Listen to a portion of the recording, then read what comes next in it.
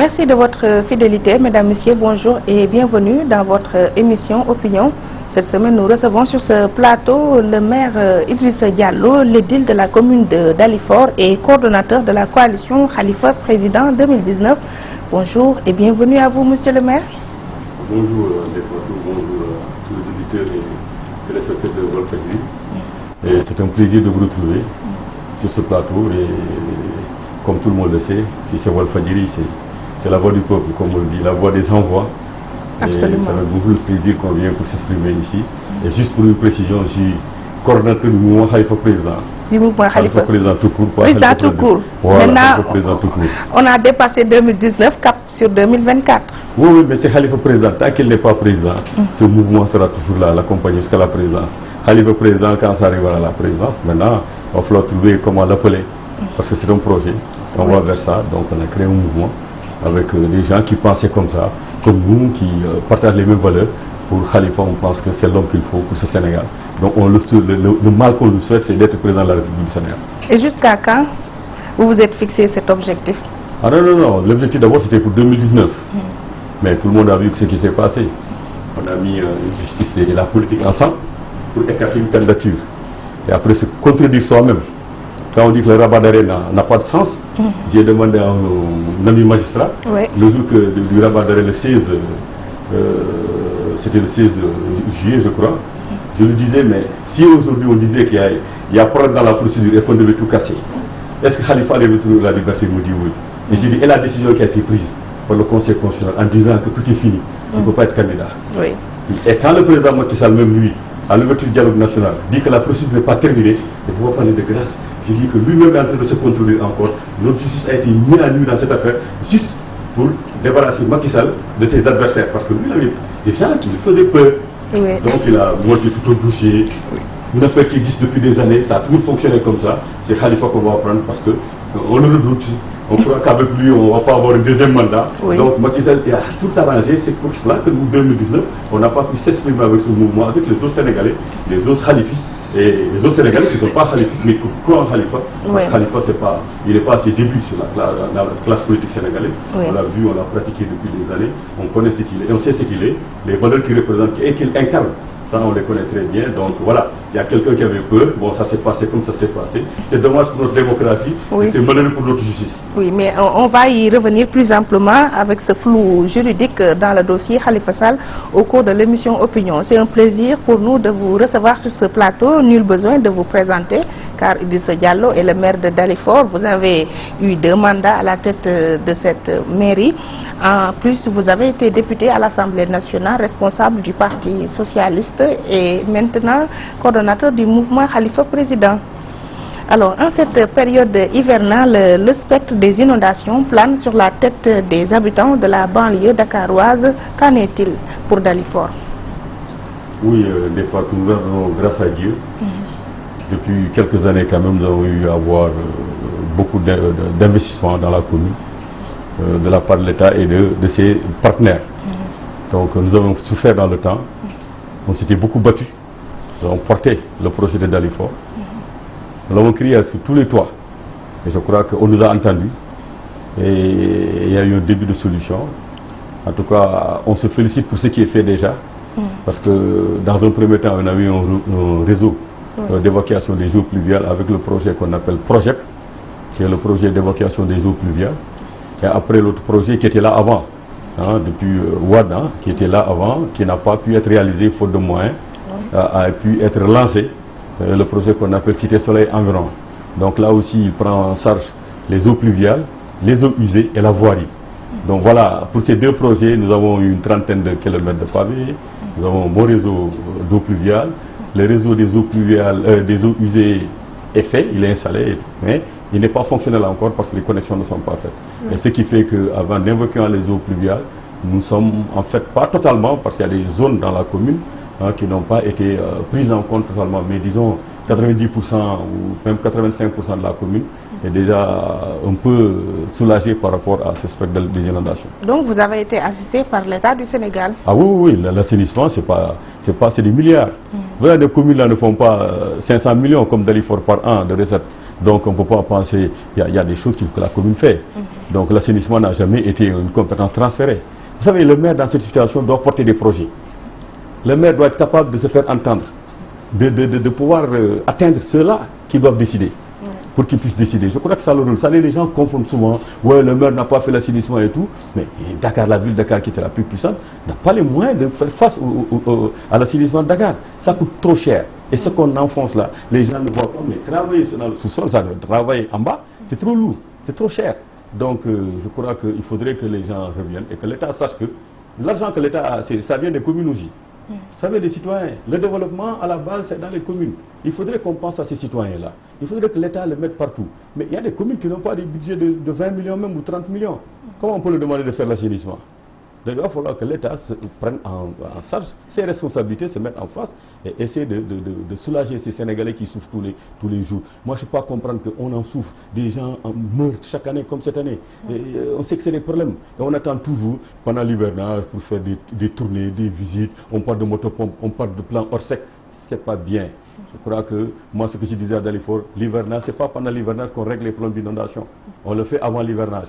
Après l'hivernage, on constate les dégâts, on essaie de parer au plus pressé.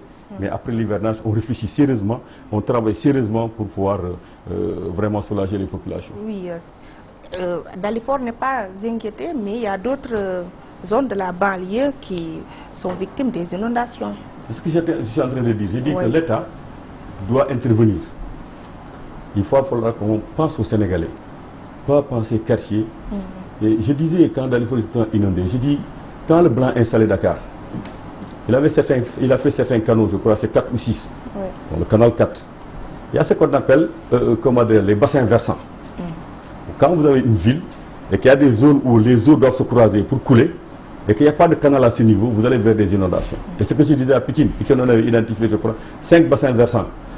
Tant que ces bassins versants n'étaient pas pris en compte, on ne peut pas sortir des inondations, parce que l'eau doit couler. À un certain moment, les voies se croisent quelque part où c'est un peu plus bas, et ça, il faut le transformer en canal et mettre maintenant des canaux pour supporter ce qui vient des autres coins. Les niveaux les plus bas, il faut les remonter. Il y a des systèmes de pompage qui remontent les choses. Mais tout est là, toute la technologie est là, toute la technique est là. Mais là, les gens préfèrent acheter des avions, ils préfèrent acheter des Mercedes qui prennent feu à coups de milliards, alors que ces milliards peut-être auraient pu sauver une commune. À Dalifort, c'est 3 milliards. Il y a des communes qui peuvent être sauvées pour 1 milliard. Donc on préfère acheter Voilà, moi j'ai rien contre les vols, mais un véhicule de 1 milliard, 1 milliard et quelques, quand même dans un pays comme le Sénégal, où les gens meurent des inondations, je dis qu'on se trompe de priorité quand même. Oui. On peut se contenter de 4x4. Et au moins soulager des trucs. Mais il y a combien de types de 4x4 qui sortent de la primature, de la présidence, ou de trucs, qui suivent les cortèges, pendant que les gens meurent là, juste parce qu'il y a de l'eau qui les envahit. Oui. Dans ce contexte, le gouvernement est en vacances. Alors au Sénégal, où tout est priorité, les dirigeants doivent-ils s'offrir des farnientes? Je crois que toute personne qui travaille peut avoir des vacances. Mais moi, mon problème, c'est les vacances, ils sont où? Moi, je ne peux pas comprendre que les gens, comme quelqu'un, Barthélemy le disait la dernière fois, pour se soigner même, ils vont en France. Ils vont dans d'autres pays. Ils ne font rien pour qu'on ait un bon hôpital ici, pour qu'ils se soignent. Ils ne font rien pour prendre leurs vacances ici. Qu'est-ce qui les empêche d'aller vers Oussouye? Il n'y a que de l'eau partout, vers Tambacounda, vers Kédougou, vers Matam, pour au moins relancer ces zones-là. Qu'on sache que tel ministre ou tel, 3-4 ministres sont dans telle zone, le président lui-même est dans telle zone en vacances parce qu'il y a un site. Je crois que c'est comme ça qu'on peut travailler pour le Sénégal. Mais chaque fois qu'on on prend des vacances, on a été payé par le Sénégalais, et on a économisé gracieusement. Cette économie, on va la mener ailleurs. On fait manger là-bas, on est malade, on ne peut pas soigner, on va aller ailleurs. Ceux-là qui n'ont pas les moyens vont mourir ici. Et je crois que c'est ça qu'il faut revoir. Il faut qu'on aime ce Sénégal. Mais le malheur, c'est qu'on met des gens à la tête du pays, ils n'aiment pas ce pays. Ils viennent juste pour eux, pour se faire la famille, faire la belle famille, et puis c'est fini. Et c'est ça qui doit, ce paradigme-là, il faut qu'on le change. Il faut que les Sénégalais comprennent d'abord c'est pas par les discours qu'on aime son pays. Oui. C'est par les actes, par la façon de faire, la façon de se comporter. En tout cas, moi, dans aux affaires, mais je ne dirais pas que je n'ai pas à l'extérieur. Je peux partir pour voir des gens 2-3 jours, mais mes vacances, je les passe ici. J'ai identifié beaucoup de zones que j'aime visiter. Je préfère aller en vacances dans ces zones-là que d'aller. Pourquoi amener l'argent que j'ai, l'amener ailleurs alors qu'on n'en a pas ici. En choisissant Biarritz pour passer ses vacances, le chef de l'État, Macky Sall, reste-t-il la personne indiquée pour faire la promotion de la destination au Sénégal? Oui, Biarritz même, je vois, bon, je crois qu'il est parti faire la promotion d'une autre zone qui est Biarritz, qui est une zone touristique. Oui. On avait d'autres zones ici, on me dira il est parti pour un sommet. Mais ce sommet-là, il n'a duré que 2 jours. Donc il aurait pu arriver à la veille du sommet, en quittant quelque part Kafountine, ou en quittant Oussouye, ou en quittant le Cap Skirring, ou en quittant la Petite Côte. Et on dit il est parti directement à Biarritz. Ça, on serait très fiers. Mais aller à Biarritz, on n'entend même pas, on ne sait même pas ce qu'il a dit là-bas. C'est-à-dire la conférence même, chaque année dans la conférence, on ne sait pas, on ne connaît pas les plaidoyers pour l'Afrique. Et ni pour, encore moins pour le Sénégal. Moi j'ai entendu le grand chef d'État dans ce genre de conférences faire des plaidoyers, et le lendemain, enfin l'année suivante, on a vu des retombées de financement partout. Je me rappelle un peu des interventions de Madame Madiba, Nelson Mandela par rapport au SIDA. C'était très poignant. Et on a vu tous les financements, l'intérêt que les gens ont eu. Mais il y a un chef d'État qui part tout le temps. On n'entend pas. Moi, je n'ai jamais entendu un plaidoyer de Macky Sall pour vraiment l'Afrique, ou pour le truc qui capte l'attention des Sénégalais ou du monde entier. Parce que c'est un sommet de 7 grands. Oui. Si vous venez, même si vous êtes 5 à côté, ça doit porter pour votre continent. Je ne parle pas de son pays. Il y a eu Paul Kagame qui a ravi la vedette aux autres chefs d'État africains qui étaient là-bas. Ouais, c'est une autre carrure. Paul Kagame, il nettoie les rues. Paul Kagame, il veille à ce que la justice sanctionne. Et pas dire que ouais, j'ai du plaisir pour le plaisir ou la volonté de défendre mon frère et les autres, bon, donc, non, je crois que ce n'est pas les mêmes carrures. Nous avons un président qui, vraiment, pour un bonjour, il se fâche. Pour un bonjour, il dit, ouais, c'est comme ça, c'est moi le président. Il le rappelle souvent, c'est moi le président. Comme si il n'a pas confiance encore. Mais ça fait 7-8 ans qu'il gère ce pays. Il est confiant quand même comme président. Il n'a pas besoin de rappeler ça. C'est moi le président, c'est moi qui décide. Mais on le sait, c'est pour ça qu'il a été élu président. Maintenant, il n'a qu'à décider.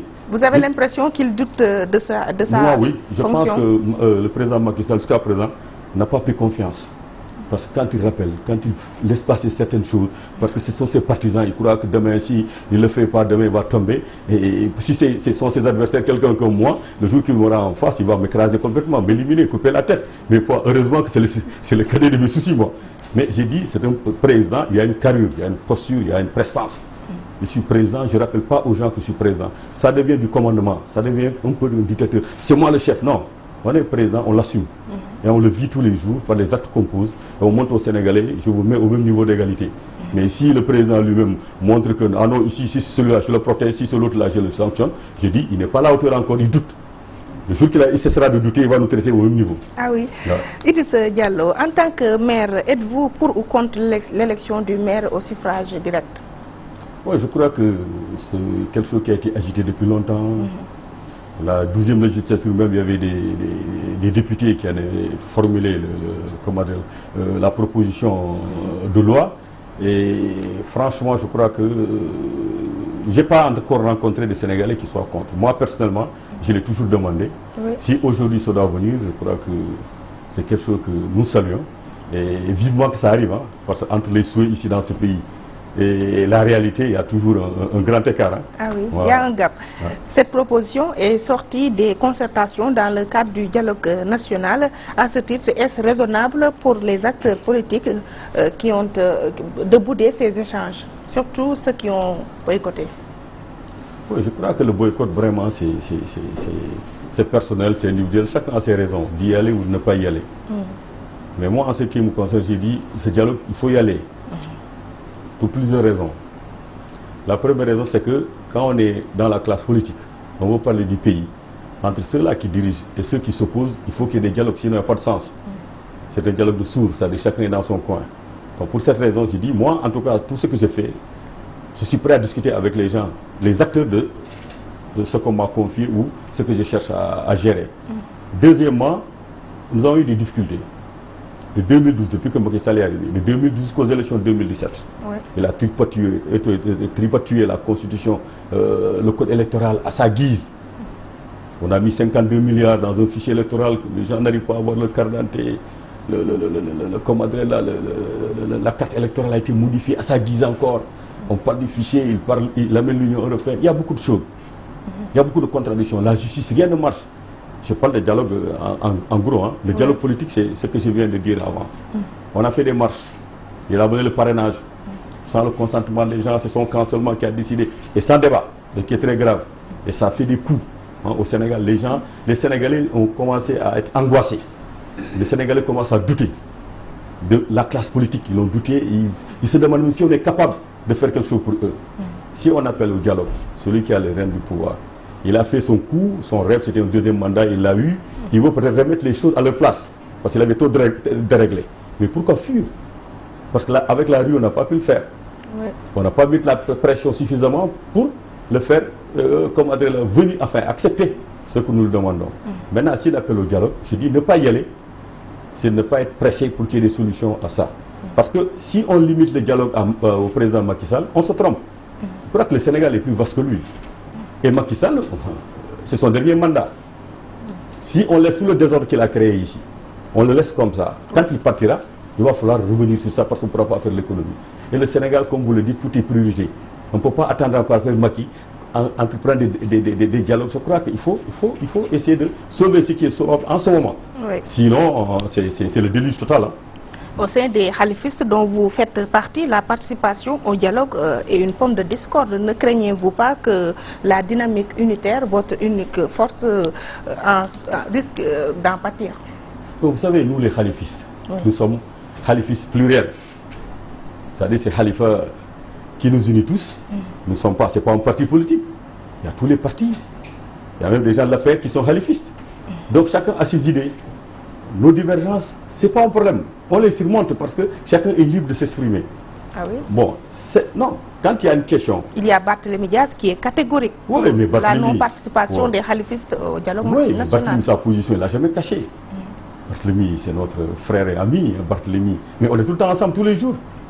Mais ça, c'est sa position qu'on respecte. Mais la loi de la majorité aussi est là, dans les groupes. Je crois qu'il y a tout. Il y a les libéraux, il y a des maoïstes, des communistes, des sociodémocrates, des socialistes, des centristes qui sont autour de Khalifa. Donc on ne peut pas dire que ouais, les socialistes par exemple, ont parlé, c'est ça, ou bien... Non. Il y a des débats à un certain niveau, on arrête quelque chose, on y est. Maintenant, il y a des gens qui peuvent ne pas être d'accord et on respecte ça. Vous n'avez jamais entendu, nous, avoir des problèmes avec Barthélémy Diaz, discuter ou jamais. Non, il est libre. On respecte beaucoup ce qu'il est en train de dire. Et c'est normal que c'est notre particularité, oui, notre différence avec les autres. Le débat est là, personne ne... Mais qui présente les contours d'une guérilla, d'une armée mexicaine où il n'y a pas de chef. Ah non. S'il n'y avait pas de chef, on serait parti depuis. On ne peut pas avoir un leader qui est en prison depuis 2 ans et demi. Avec tous les coups qu'on a fait, on a pris tous ces mandats que le peuple lui a donnés. On a même emprisonné en certains mois ses collaborateurs. Après l'histoire de la maison du parti, on a une bonne partie de ses collaborateurs. Après, Barthélémy était en prison et ce groupe est là. Mais ce groupe, il n'est pas fait comme les autres. Ce groupe, on est assis sur des valeurs. On n'est pas assis sur des postes, sur des positions, sur des prébendes. Ça n'existe pas chez nous. C'est des valeurs. Celui qui cherche l'argent, il ne peut pas avoir sa place là-bas parce qu'il n'y en a pas. Nous sommes là parce qu'on croit en quelque chose. Et Khalifa, on l'a pris comme notre leader pour ce qu'il incarne. Donc pour nous, il peut satisfaire notre rêve-là du Sénégal qu'on veut, des valeurs que nous partageons. Parce que ce qui est important chez nous, ce sont les valeurs. Maintenant, ça ne veut pas dire qu'on est ensemble, on est pour telle personne, qu'on va tous dire la même chose. On n'est pas en dictature là-bas, on est en véritable démocratie chez nous. Oui, mais il y a la mairesse Soham Wardini qui est un peu mise en minorité après avoir participé au dialogue national par certains khalifistes. De même que Bamba Fall, on ne le sent plus dans la lutte pour la libération du maire Khalifa Sall. En tout cas, je ne vois pas qui a mis en minorité Madame le maire Soham Wardini. Madame le maire Soham Wardini est partie au dialogue national d'abord, pour elle, en tant que maire Dakar. Elle a prononcé le discours de bienvenue.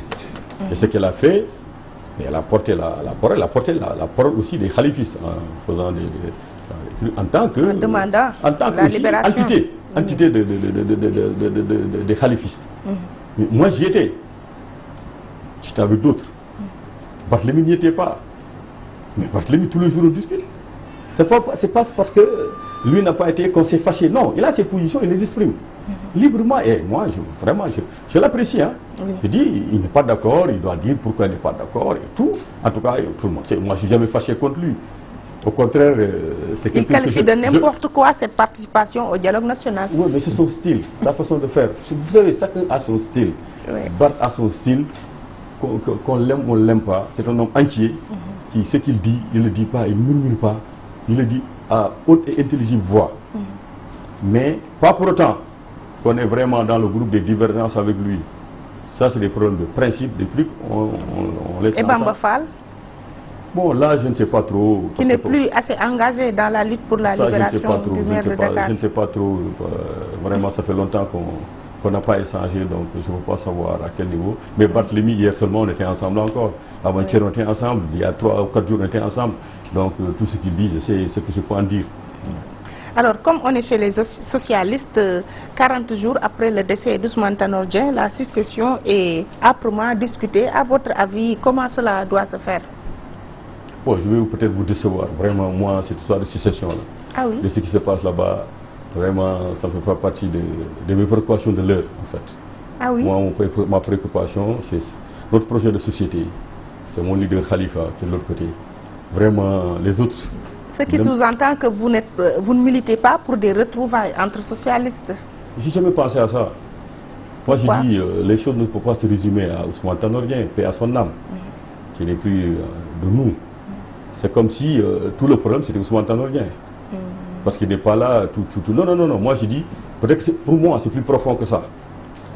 Donc, le résumé à ça, Dieu nous l'a arraché. Il ne constituait pas et le dire blocage. que tout est fini et tout. Des deux camps, je dis que non. C'est trop simpliste, vraiment, et c'est faire du tort à quelqu'un peut-être. C'est vrai, c'est lui le patron. Mais il a tenu au système quand même, à l'intérieur du parti, avec un appareil qu'il avait. Oui. Mais on ne peut pas le résumer à Ousmane Tanor. Moi, je ne suis pas dans ça de toute façon. Vraiment, pour moi, ça va me distraire.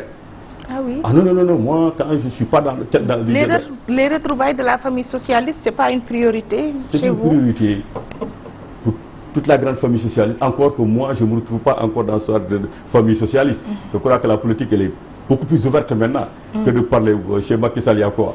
Le Benno Bokk Yakaar, il y a quoi là-dedans? Il y a des socialistes, il y a les libéraux, il y a des communistes, il y a tout. Mais c'est ça en fait. Chez Khalifa, il y a quoi là-dedans? Il y a tout. Maintenant, allez, moi, m'enfermer dans un petit truc de truc, moi, je ne suis pas dans ça. Ah non, moi, je passe ce temps-là d'ailleurs. Mais sans les l'appareil. coups que les gens se donnent et tout, moi, je ne suis pas dans ce coup. Je n'aime pas donner des coups. Et je n'aime pas en recevoir. Parce que je ne donne pas. Je m'occupe de l'autre chose. Je suis khalifiste. Un point, un trait. Sans l'appareil socialiste, pourrez-vous réussir votre mission, c'est-à-dire faire élire Khalifa Sall à la tête du Sénégal? Oui, mais quand même, si cet appareil devait élire quelqu'un, Tanor serait élu. Ce parti, le grand parti, a perdu le pouvoir en 2000, avec 41%. Je rappelle qu'il est venu, ce grand parti est venu en 2007. Il a eu combien? 13%. Ce très grand parti qui doit pouvoir élire quelqu'un est venu en 2012, son candidat est venu en 2012 pour avoir 11%. Mais comment? Les socialistes, ils en veulent à feu notre ancien secrétaire général ou quoi? Non. Des socialistes qui veulent élire Khalifa, ils sont dans le parti socialiste, ils sont en dehors. Ceux qui ne veulent pas l'élire sont dans le parti, ils sont en dehors. Donc l'élection, pour moi, du président de la République, c'est autre chose. Le parti, c'est vrai, c'est un appareil. C'est l'appareil, on le partage. Oui. Les socialistes sont partout. Et nous avons, dans chaque deux socialistes que vous voyez, au moins un est Khalifa et un reste là-bas. Sinon, les deux sont avec Khalifa. Donc l'appareil lui-même est là. Les socialistes ne sont pas contre lui. Les socialistes aiment bien Khalifa. Les socialistes savent que ça, c'est pas lui. Le pouvoir, c'est un rêve encore qui va peut-être, il va falloir attendre une trentaine d'années pour en parler, ou bien une vingtaine, avec d'autres générations, mais pas avec ce que nous voyons devant nous. Oui. Si je comprends bien, Tanor n'est plus là, mais l'entourage de Tanor est toujours là et cela pose problème. Oui, mais vous savez, ce qui s'est passé avec nous, quand on disait qu'on nous a exclus du parti, c'est tout un système qu'il a accepté, alors que les textes du parti ne le disent pas. Il faut convoquer les gens en conseil de discipline, il faut les entendre d'abord, il faut le notifier. Aucun d'entre nous, et quand je l'entends, j'entends ces gens dire qu'on leur a notifié, et quand ils ont été poursuivis par Barth avait saisi le jour du référé, mais ils ont fui, en quelque sorte. Mais il fallait qu'on juge, montrer que cette décision n'existe nulle part. On était en politique, ils ont leur allié qui est le président de la République, qui lui-même s'implique dans ces affaires du PS, vraiment, je ne vois pas. Le président Macky, je crois qu'il a des problèmes. Quand il dit que Tanor m'a confié l'association, enfin, il s'est confié à moi, je dis c'est très grave. Il n'a qu'à s'occuper de la PR. et laisser les partis là qu'il a essayé de détruire. Il n'y arrive pas, il va choisir le successeur à Tanor.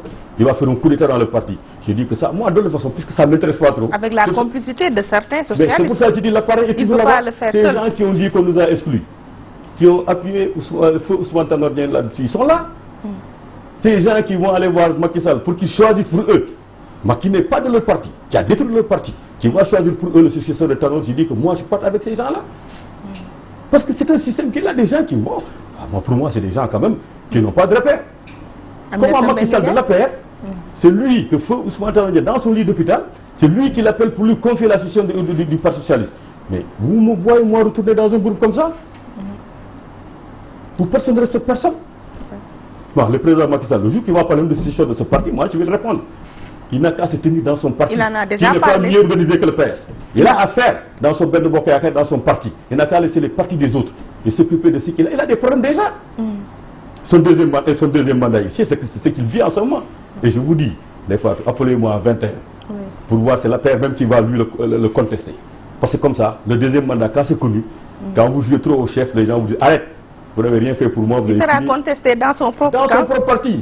Il est contesté par les autres. Son propre parti va le contester juste après le local ou pendant les locales ou un peu avant. Ah oui, il y a des gens qui attendent d'être maire. Il y aura des actes de défiance. Ah non, le jour qu'il va demander à quelqu'un d'arrêter, il va lui dire qu'est-ce que tu m'as donné depuis que tu es là.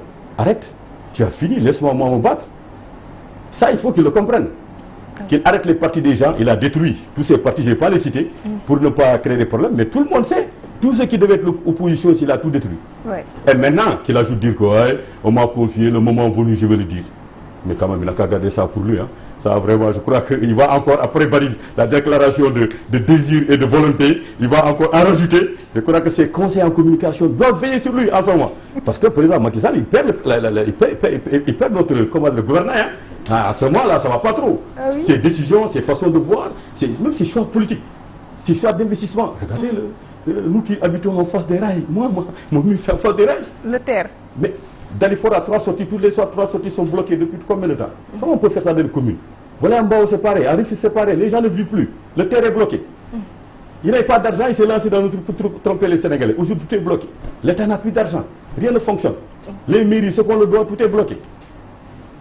Mais ça ne va pas. Et puis, ça va aller crescendo. Les Sénégalais, écoutez-moi. Macky Sall n'a pas les moyens de ce qu'il a commencé. Avec un budget de 4 000 milliards pour 2019. Mais c'est moi, ils sont venus à Dalifort détruire notre bassin, l'APIX. On l'a écrit. On a fait des ampliations à la Banque mondiale parce que financier, la Banque mondiale était partenaire. Ils ont enlevé moi mes lampadaires que moi j'ai mis sur place. Sans me dire qu'on prend les lampadaires, sortir les lampes, me prendre 100 mètres de pavé, d'une route, sans m'informer. Quand vous leur parlez, ils vous disent que ce sont les projets du président de la République. Comme si nous, les projets que nous avons, c'est des projets qui sont destinés aux Martiens. Mais non, il faudrait que l'APIX même commence à respecter les gens. Si Macky Sall a engagé un projet dont on n'avait pas les moyens, mais eux quand même, quand ils passent par une commune, moi j'aurais pu, comme le scandale, c'était pendant les élections, on va dire que oui, c'est un opposant et tout ça. Non, on s'est tué, pensant qu'ils allaient avoir, mais mois de mars, une lettre est partie pour l'APIX. On est en septembre, le bassin, ils l'ont trouvé, ils ont sorti les grillages et tout. Et l'eau passe par là. L'APIX encore ne respecte pas les populations de Dalifort en faisant une déviation de la Sogas, les eaux usées de Sogas, les amener vers le bassin de Dalifort, qu'ils ont détruit. On les crie encore, ils ne réagissent pas. D'abord, vous nous empêchez de vivre, parce que Dalifort, personne ne peut entrer par la route de Rufisque, alors qu'on entrait par Capa, on entrait par Serras, on entrait par le marché poisson, tout est fermé. Et en plus, on nous amène la saleté, on détruit nos infrastructures, sans rien nous dire. On dit que ça c'est un projet qui va améliorer, qui est en train de tuer les Sénégalais en ce moment. Les inondations et le projet, les terres, est en train d'amener les Sénégalais à terre. Et pourquoi ne pas contacter le ministre en charge des collectivités locales, puisque c'est votre ministère de tutelle? Mais c'est un bloc. Vous savez, moi, l'affaire de Sogas, j'avais écrit le ministère des collectivités locales, c'est pas celui-là. Ministre de l'Intérieur, ministre des Finances, médiateur de la République, Premier ministre, il ne te répond même pas. Parce que lui, il est khalifiste. Et ça, et qu'il le sache, je serai khalifiste.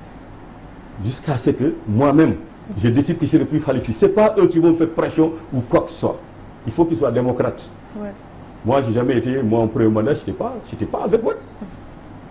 Pourtant, là-bas, les gens respectaient. Et pourtant, j'étais plus dur contre Wade. Donc, l'équipe de Wade était plus courtoise. Ils étaient plus démocrates. Voilà. Le projet dont on parle, c'est Wade. Il nous aidait. Ouais. Mais tout le monde connaissait Idrissa Diallo par rapport à ses positions contre Wade.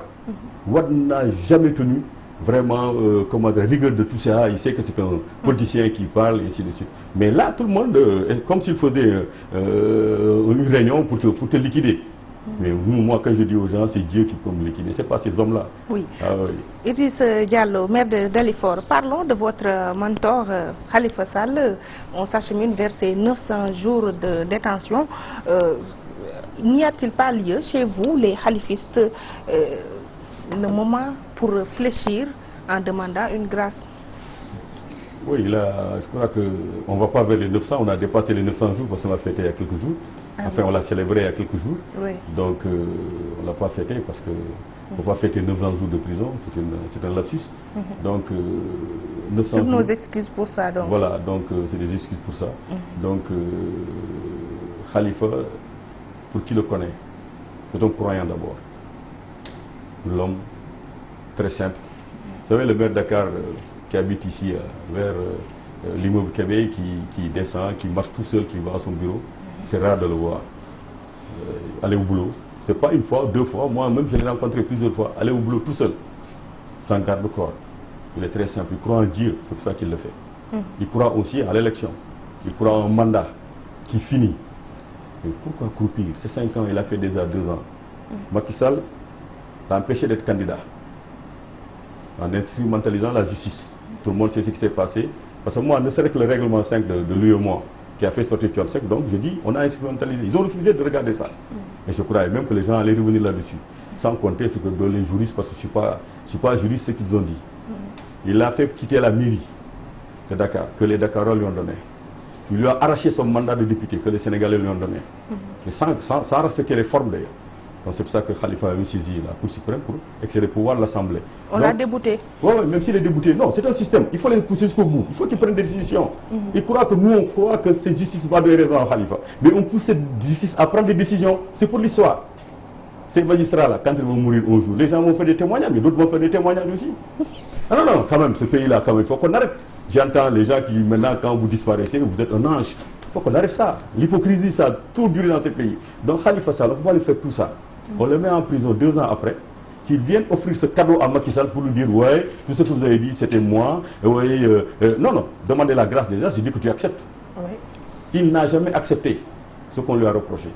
Il n'acceptera jamais. Karim Wade n'avait pas accepté, mais pourtant il avait demandé une grâce, formulé oui, mais une demande. Vous parlez de Karim Wade, moi je parle de Khalifa, que je vois très souvent. Oui. Je sais qu'il n'acceptera pas.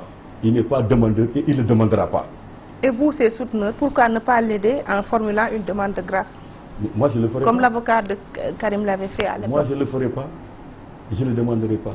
Parce que Khalifa ne me cache pas ses sentiments. Je discute avec lui. Je sais respecter les gens quand même.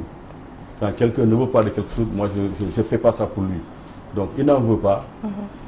Il n'a envoyé personne comme il le dit lui-même. Ceux-là qui vont partir à son nom, ce n'est pas lui. Il faut que ce soit clair. Il ne faut pas que demain, qu'on dise, ouais, le président Macky a reçu tel au nom de Khalifa. Khalifa ne demandera pas. Il n'enverra personne aussi.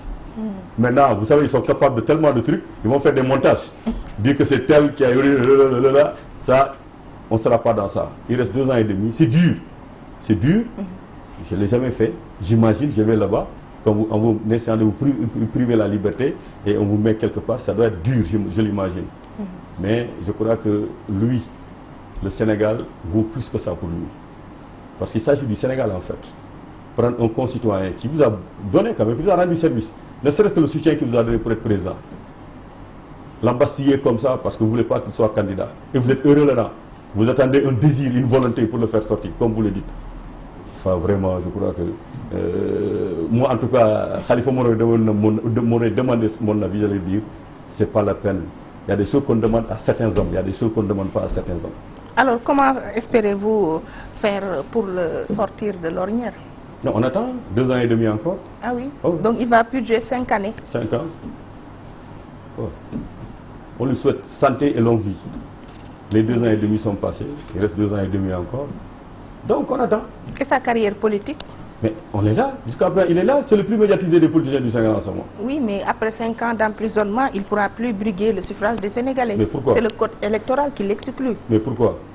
C'est quelqu'un est venu, il l'a exclu par des supervises. C'est des lois, c'est des trucs, l'amnistie, et ainsi de suite.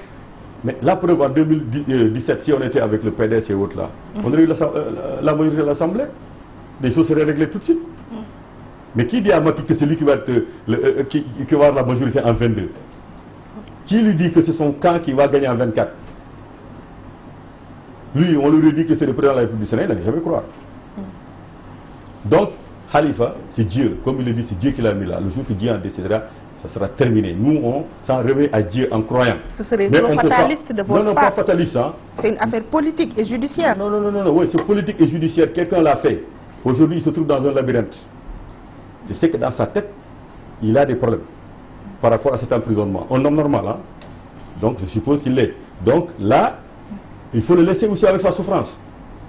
Vous avez l'impression qu'il est en train de souffrir à cause de l'emprisonnement de un homme Khalifa normal. Sall. Un homme normal, je dis, hein.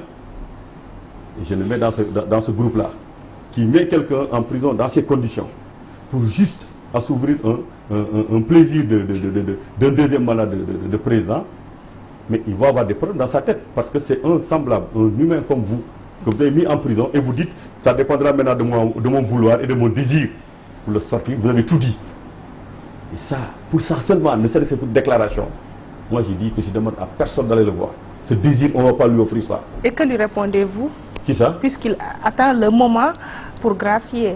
Moi, je lui demande vraiment d'avoir le moment d'enlever, d'extirper ces Sénégalais dans des inondations, d'avoir cette volonté, ce désir de le faire pour eux, hein, plutôt que de s'acharner sur un homme. Les Sénégalais souffrent en ce moment. Ils ne mangent pas, ils meurent dans les rues. L'école va ouvrir bientôt, les gens ne se soignent pas. Rien ne marche dans ce pays. Il n'a qu'à avoir cette volonté et ce désir. C'est ça qu'on attend. C'est moment où on n'attend pas sur Khalifa. On dit les Sénégalais sont là. On a voté pour lui, on a dit pour 58%. Qu'il a même du mal à manifester. Il n'a qu'à assumer et prendre ses responsabilités. Il n'a pas beaucoup plu. On parlait de sécheresse. Il a plu 2 fois, les gens meurent.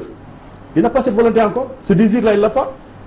En tout cas, Monsieur le Président de la République, je vous prie d'avoir cette volonté et ce désir de sortir les Sénégalais de ces souffrances-là qui sont à votre portée. Il suffit juste une volonté politique pour les faire vivre autrement et de façon mieux encore que ce qu'ils sont en train de vivre. On va parler d'autre chose. Dans le scandale Petrotim, l'ADIC a transmis le rapport d'enquête au procureur qui ne juge pas nécessaire de poursuivre Aliou Sall. Comment appréciez-vous cette mesure? Mais je n'attendais rien. Je l'ai dit à une radio. Quand le procureur a fait sa conférence de presse le lendemain, je lui ai dit non, les Sénégalais n'ont pas confiance en vous, monsieur le procureur. Moi, Idrissa Diallo, je vous récuse. J'ai vu votre comportement dans le procès de Khalifa. Et il s'agit maintenant de la famille du président de la République. Je n'ai pas confiance en vous. Et j'avais dit, rien, wow, c'était ça, tout le monde sénégalais. C'est une Bassirou Gueye, donc ne bon, me surprend ça, vraiment, pas. Bon, pour moi, hein, il a fallu qu'on le pousse et qu'il fasse appel à témoins. Il avait montré déjà qu'il n'avait pas de volonté pour que la lumière jaillisse dans cette affaire. Ça, le procureur nous l'a montré. Parce qu'il s'agit du président et du frère du président, le président à qui il doit tout. Comment? Ouais, c'est lui qui l'a nommé. Son prédécesseur a dit quoi? Je refuse d'être procureur d'un gouvernement. Il a écrit celui qui l'a remplacé. C'est ce gouvernement de Macky Sall qui l'a mis là. C'est ce gouvernement qui avait nommé Aliou Ndao au niveau de la CREI. Oui. Vous avez vu comment on l'a relevé par SMS en plein procès. Parce qu'il veut toucher à des choses que le président ne veut pas. Donc voilà la personnalité du président. Il ne fasse pas avec un procureur. Vous ne faites pas ce qu'il veut pas. Vous n'allez pas dormir là-bas. Et celui-là veut bien rester là, tranquille, jusqu'à ce que Macky parte. Parce que quand Macky parte là, j'espère que ça ne va pas être un partisan de Macky qui va venir le trouver là. Donc vous n'avez pas de surprise? Non, je n'ai pas de surprise. C'était prévisible. Aliou Sall, il est cité dans des affaires. C'est la justice qui doit vraiment tirer ça au clair. Les gens ont parlé. Le procureur a appelé. Au lieu d'appeler les gens, les convoquer, il a dit appel à témoin. Donc il ne veut pas. Les gens en parlent depuis des années. Mais quand il s'est agi de Khalifa Sall, vous avez entendu parler de cette affaire-là? Il s'est levé, il a appelé tout le monde. Quand il fallait emprisonner les khalifistes là, avant Khalifa, mais rapidement il a fait, il les a mis en mandat de dépôt. Mais quand il s'agit maintenant des proches de Macky ou du frère de Macky Sall, comme le président lui-même dit, on a cité mon frère là-dedans. Donc le président a des frères ici, il a des beaux-frères. Donc voilà. Et ce n'est pas des Sénégalais, c'est des Sénégalais à un niveau supérieur. C'est que moi je refuse. Ils ne peuvent pas être à niveau parce que leurs frères et présidents de la République qui sont supérieurs à nous, je le refuse. Oui. C'est des Sénégalais comme moi, ordinaires comme moi. Le procureur de la République, monsieur le procureur, vous êtes payé par l'argent des contribuables, des Sénégalais. Le véhicule que vous conduisez, c'est les Sénégalais qui le payent pour vous. Le garde-corps que vous avez, il est payé par les Sénégalais. L'essence que vous avez, il est payé par les Sénégalais. Votre maison est payée par les Sénégalais. Regardez les Sénégalais comme vous. Comme vos vis-à-vis. Pas des gens ouais, que le président va me demander de mater celui-là ou de ne pas le faire. Ce n'est pas bien. Parce que le pouvoir, il tourne. L'opposition d'aujourd'hui sera le pouvoir de demain. Le pouvoir d'aujourd'hui sera l'opposition de demain. Senghor était là. Abdou Diouf est venu. Abdoulaye Macky Sall, il partira. Comme tout élu, on partira un jour. Il faut toujours penser à ça. Et penser à, vraiment, nous avons des convictions religieuses au Sénégal. Qu'on soit catholique ou musulman. Notre religion nous dit beaucoup de choses. On ne peut pas être là, dénigrer des gens, aller jeter en pâture. On dit, ouais, quand vous parlez du président, on dit, il a une famille. Ouais, faites doucement. Mais les gens qu'on maltraite comme ça, Khalifa n'a pas de famille. Il n'a pas d'enfant, il n'a pas d'épouse, il n'a pas de maman, il n'a pas de frère. On le traite comme si c'est rien du tout. Le maire de la capitale, qui vous a été serviable à un certain moment, qui vous a rendu beaucoup de services, même si je ne suis pas témoin, mais c'est qu'il a rendu service. Et je ne demande rien, je ne dis pas plus, je dis juste, je parle des procureurs et des juges. On les paye, ils ont choisi, ils ne sont pas plus intelligents que nous. Ils ont choisi de faire droit, ils ont choisi d'être procureurs. Nous, on a choisi d'être autre chose. Ce n'est pas parce qu'on a choisi d'autres et d'être autre chose que nous sommes des moins intelligents qu'eux. Non, non, non, non, il faut qu'ils soient sérieux avec les Sénégalais. Oui, et puis, ce pays, il ne faudrait pas qu'on nous balance dans des histoires de qui il a fait quoi avant. Moi, je suis en train de dire, quand on faisait notre programme, offre de société, j'ai dit il faut qu'on offre aux Sénégalais une possibilité de juger les procureurs, les juges même. Les juges de chien, ceux qui jugent, il faudrait qu'ils... Vous voulez proposer un tribunal ou bien une cour pour juger les magistrats de ce pays. Je sais qu'il y en a beaucoup. Moi, je ne peux pas, je ne peux pas proposer ça. Mais c'est une idée. Je veux que les juges soient jugés.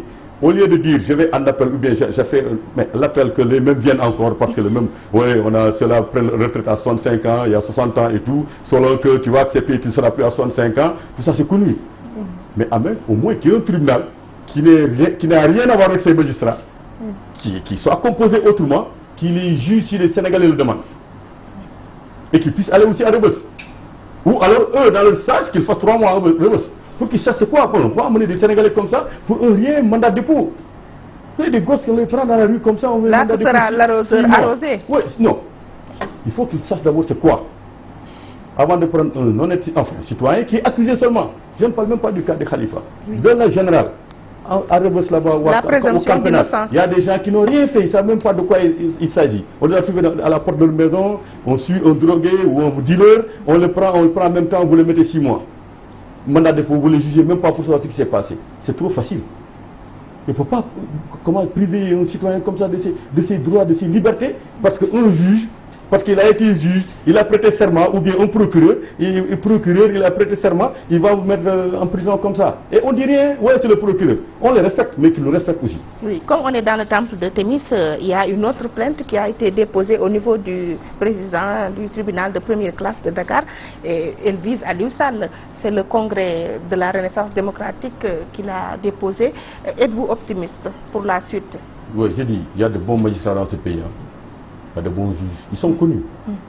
Bon, je ne sais pas comment ils affectent les dossiers, comment le procureur affecte les dossiers, à qui ils les donnent, comment ils le font et tout. Mais si ça se faisait de façon aléatoire, ou bien on donne ça, qui est disponible et tout, on peut avoir espoir. Mais s'il choisit à qui donner ça, il doit savoir aussi des juges qui sont là pour eux. Je dis ça, je ne sais pas comment ça marche. Oui. Quand ça concerne Macky Sall et sa famille, je ne suis pas optimiste. J'ai vu Macky Sall, je l'ai vu voter sans bulletin, sans carte d'électeur, qu'il a oublié à Dakar, Dakar Fatick. Le chauffeur peut venir et revenir. J'ai vu Macky Sall prolonger les élections en 2007 à Fatick, où les gens ont voté jusqu'à 2 h du matin, alors qu'on dit que les élections, c'est pour un jour. Il a fait voter sur 2 jours. Depuis, je disais aux gens, c'est pas un démocrate. Et aujourd'hui, il le montre, c'est pas un démocrate. Il est au Sénégal, sinon il allait faire la dictature pure et simple. Mais il a des contraintes, il sait qu'il y a des choses qui arrivent, tout le monde va se lever en même temps. Donc, quand il s'agit de sa famille, de ses amis, pour moi, il a fait une justice pour ça. La justice de répression, c'est pour les gens comme Idrissa Diallo, Khalifa Sall, les Karim Wade et tout, qui ne sont pas avec lui et qui ne vont jamais venir se mettre à genoux pour lui dire, ouais, voilà, monsieur le président, donne-moi ça. Non, moi je ne le ferai jamais, je le sais. Pour nous, ne le fera jamais. Nous, on nous cherche, on va nous mettre dans ces trucs-là, on va l'accepter parce que Dieu est là. Nous croyons, quand quelqu'un croit, nous disons que c'est le destin. Est-ce que vous ne craignez pas la jurisprudence Karim Wade en demandant une grâce, c'est-à-dire qu'on puisse exiger à Khalifa Sall un exil? Non, c'est pas ça. C'est-à-dire Khalifa Sall, jusqu'aujourd'hui, pour lui, on l'a mis en prison et c'est pas normal. Ce qu'on lui reproche, il l'a pas fait.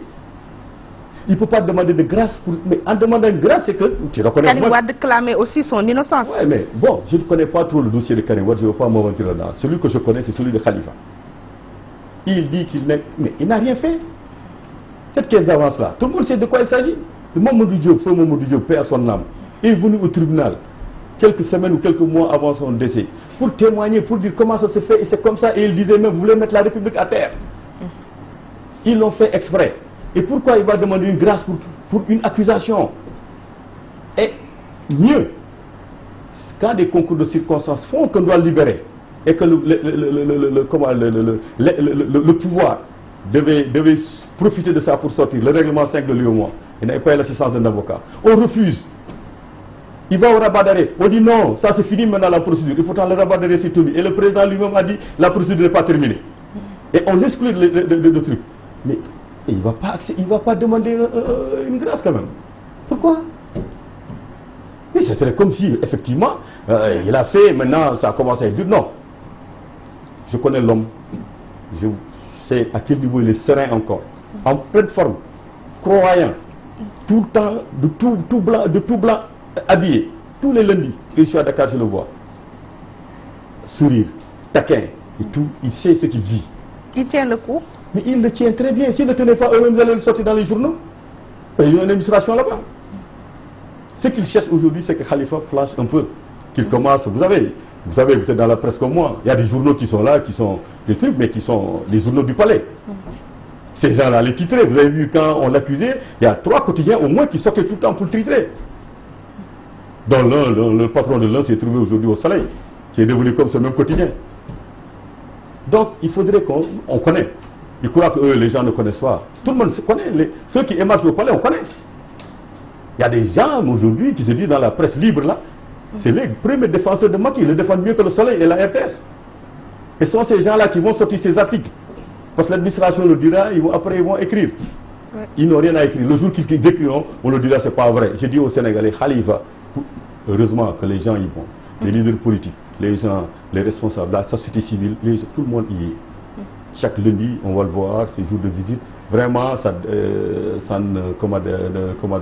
se vide pas, les gens sont tout le temps là. Et ça, tout le monde le voit, tout le monde est tout dans la même situation. Son sourire, et avec le raisonnement. Les débats qu'on tient, hein, qui nous tient tête tout le temps comme s'il était dehors, lui. Et il voit les choses quelquefois mieux que nous. Oui. Ah, donc voilà, un homme comme ça, je crois que Dieu est en train de l'accompagner, Dieu est en train de l'assister dans sa souffrance. Vous savez, dans le Coran même. Donc, vous savez, hein, je ne vais pas revenir là-dessus, mais les gens savent ce qu'on dit par rapport à tout ça. Oui. À l'OFNAC, Madame Seynabou Ndiaye Diakhaté a été reconduite pour 4 ans. Que retenez-vous du bilan de son travail à la tête de cette institution? Je ne peux pas dire grand-chose parce que moi, à l'OFNAC, bon, depuis que Nafi Ngom Keïta est parti, pour des trucs, je me suis dit, parce que je me rappelle, hein, quand le président Macky Sall, son gouvernement a envoyé ce projet de loi pour l'OFNAC, et les discours qu'il tenait, il disait que l'OFNAC c'est pour nous, c'est-à-dire c'est 2012, hein, le pouvoir qui était là. Oui, la créé c'est pour les autres. Ouais. Mais je vois que voilà, c'est le même cinéma encore. L'OFNAC, voilà, on tire des dossiers que le président veut vraiment traiter, le reste, voilà. Il y a eu 9 rapports qui ont été transmis au procureur. Ouais, mais le procureur, vous l'avez entendu. Sans suivi. Il disait qu'il a des compléments. D'ailleurs, j'ai bien aimé la réponse de Seynabou Ndiaye Diakhaté. Il disait que d'abord, il n'est pas sous l'autorité du procureur. Et c'est à lui de faire son travail, d'envoyer des gens pour faire des enquêtes supplémentaires. Donc voilà, c'est Macky, il a un système, le procureur qui est là, qui lui, il trie le dossier, lui-même, il a un tri. Le garde des Sceaux fait la même chose. On ne sait pas lui aussi, pour un oui ou pour un rien. Il se prononce sur des choses. On ne connaît pas si c'est lui le procureur ou il y a un procureur. Bon, voilà, c'est un pays qui est malade. En gros, c'est pour ça que je dis qu'il faut aller au dialogue. Oui. Ce qui peut être sauvé, qu'on le sauve. Macky a tout déréglé. Aujourd'hui, il est dans un système qui se retourne contre lui. Il est en train de fabriquer un monstre qui va l'avaler lui. C'est ça en fait en réalité. Oui, alors à côté de l'OFNAC, il y a l'ARMP qui n'a pas produit de rapport depuis 2 ans. Qu'est-ce que cela présage dans le cadre d'une bonne gouvernance? Mais c'est la même chose. l'OFNAC de là, mais ça c'est les marchés, autres là, c'est eux qui ont les marchés. Les gros marchés dont on parle, c'est là-bas. Il ne faut pas tirer ça au clair, il faut attendre. Après, on va voir comment contourner ça, par une loi d'amnistie, par quoi, je ne sais pas. Mais tout ça là, les lois là, c'est les hommes qui les font, ce sont les hommes qui les sortent encore. C'est ce que lui là, il nous a montré. J'ai dit, il a ouvert des portes qui étaient bien fermées au Sénégal. Lesquelles? Non, au Sénégal, on respectait toujours le président sortant. Quelles que soient les divergences, Abdoulaye Wade avait beaucoup de respect pour Abdou Diouf. Et on sait ce qu'ils ont eu comme problème quand Abdoulaye Wade est dans l'opposition. Ouais. Il l'a tenu en respect, même si ce n'était pas des amis. Il ne s'est jamais approché de sa famille. Lui, son bienfaiteur, c'est Abdoulaye Wade en fait. Hein. Si on l'a connu, c'est Abdoulaye Wade. S'il a eu le pouvoir, c'est Abdoulaye Wade. Parce qu'il a fait son coup d'état à l'intérieur du PDS. C'était normal, hein, parce qu'il se disait en 2007 que lui était numéro 2, que c'était le dernier mandat de Wade. Il faut qu'il place ses pions dans le PDS. Il l'a fait. Il était sûr de lui quand il partait. Quand les gens disent, ouais, il a fait le tour, et non. Il était sûr que dans le PDS, il a eu ses hommes un peu partout parce qu'il préparait les élections de 2012 en disant que Wade ne sera pas, c'est son deuxième mandat, le dernier. Je suis moi, son directeur de campagne, son numéro 2, je mets tout en place. Ouais. Donc il était assez confiant, Macky n'a pas ce courage-là, il était assez confiant pour quitter. Sachant que le PDS, il a... Donc il avait préparé le terrain. Il était premier ministre, directeur de campagne, il a préparé le terrain, les législatives. Mais il avait mis ses hommes là-dedans. Il y avait beaucoup de députés qui lui étaient restés fidèles. Donc, il a fait tout ce truc-là pour sortir maintenant, revenir, on dit, il prend le fils du président de la République, hein, celui qui l'a donné tout ça, il le met en prison. Qui est à l'abri aujourd'hui? Même les présidents ne sont plus à l'abri. J'ai dit, c'est ces portes-là qui étaient bien fermées qu'il a ouvert. Maintenant, la suite, il ne faut pas qu'il s'en occupe. Et quand il ne sera pas là, qu'on verra ce que les autres feront après. Mais lui, il est là, il n'a qu'à s'occuper de ce qu'il est en train de faire. Il est en train de bien le faire, il n'a qu'à le faire. Oui. Mais quand ça viendra, que les Sénégalais, beaucoup de Sénégalais, je vous remercie. Dans la classe politique, oui. Et nos chefs religieux, qu'on arrête un peu de faire dans ce truc-là, on dit, ouais, Yérimandé et tout ça. Actuellement, quel doit l'autre? Ah oui. Personne ne le dit. Il n'a pas été clément. Le jour qu'il y a un retour de bâton, je ne dis pas que là, moi je ne suis même pas dans ça. Mais on ne peut pas empêcher aux autres d'avoir souffert et de ne rien faire en retour. On ne peut pas les empêcher ça. C'est Macky qui est en train de détruire ce pays en faisant ça et mettre dans le cœur des Sénégalais certaines choses contre lui. Et ce n'est pas bon pour lui. Il y aura une justice des vainqueurs donc. Mais tôt ou tard, dans 30 ans, dans 20 ans, sa famille, son camp ne sera plus là. Est-ce qu'il connaît qui viendra? Si Abdoulaye Wade savait un instant que Macky allait mettre son fils en prison, Abdoulaye allait tout faire pour qu'il ne soit pas président. Il n'a jamais imaginé ça. Aujourd'hui, il souffre hein, pour Karim, il souffre pour lui-même. Et pourtant, c'est lui qui a fabriqué Macky. Je vous remercie. C'est moi qui vous remercie, Monsieur Idrissa Diallo, maire de la commune de Dalifort. On s'en tenait avec vous dans l'émission Opinion sur Walfadjri. Merci à nos auditeurs et téléspectateurs qui nous ont prêté attention. Grand merci à toute la réalisation. Modou Fall, Oustaz Hassan Diouf, excellente semaine à vous. Rendez-vous la semaine prochaine, Inch'Allah.